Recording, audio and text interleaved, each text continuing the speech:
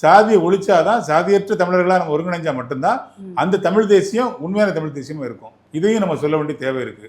அப்போ சாதியை ஒழிக்கிறதுக்கான ஒரு மாநாடா, சாதி ஒழிப்பை மையப்படுத்துகிற ஒரு மாநாடா, அதனுடைய அவசியத்தை மக்களுக்கு கருத்தியலாக கொண்டு போய் சேர்க்க வேண்டிய மாநாடா இந்த மாநாட்டை நம்ம வந்து ஒருங்கிணைச்சிருந்தோம். அதை வந்து தலைவர் ஒரு நீண்ட ஒரு உரையில் தெளிவாக்கணும் அப்படிங்கிற எண்ணத்தில் தான் நம்ம இருந்திருந்தோம்.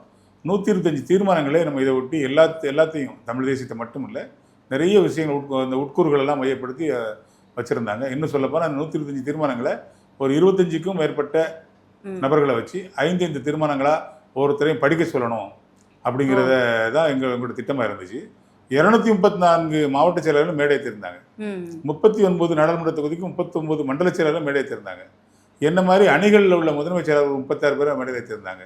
அதுக்கு மேலே துணை பொதுச் செயலாளர் இருக்கிறாங்க, அமைப்பு செயலாளர் இருக்கிறாங்க, கட்சியினோட முதன்மை செயலாளர் இருக்கிறாரு, செய்தி தொடர்பாளர் இருக்கிறாரு, பொதுச் செயலாளர் இருக்கிறாங்க. கிட்டத்தட்ட ஒரு 400-500 பேருக்கு மேலே சேரே போட்டிருந்தாங்க. இதுதான் எங்களோட பிளானு. ஆனால் அங்கே என்ன சிக்கல் அப்படின்னா, இந்த நாளில் மழை கண்டிப்பாக வரும். 6 மணிக்கு கடுமையான மழை இருக்கும். வெப்பச்சலனம் காரணமாக அந்த பகுதியில் வந்து சாயங்காலத்தில் மழை பெய்யும் அப்படிங்கிறத ஒரு 2-3 நாட்களுக்கு முன்னால் ஒரு அறிக்கையின் மூலமாக தெரிஞ்சுக்கிட்ட தலைவரும் பொதுச் செயலாளரும் ஒரு ஜூம் மீட்டிங் மூலமாக எங்களை கூப்பிடுறாங்க, பேசுகிறாங்க.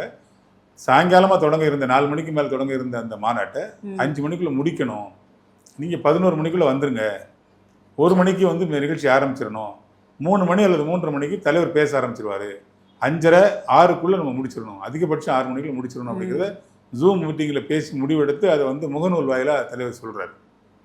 இந்த விஷயத்தில் இந்த கருத்தில் அடிப்படையில் நாங்கள்லாம் 11 மணிக்கெலாம் அங்கே மாநாட்டுக்கு நுழைய ஆரம்பிச்சிட்டோம்.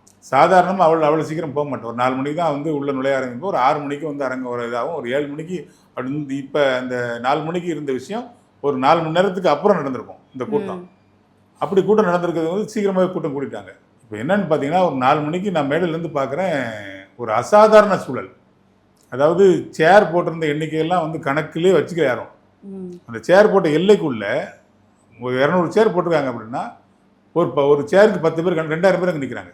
சேர் போடாத அந்த காலியாக வச்சிருந்த முன்பகுதி இருக்கு இல்லையா, அதுலேயும் அந்த அளவுக்கு நிற்கிறாங்க.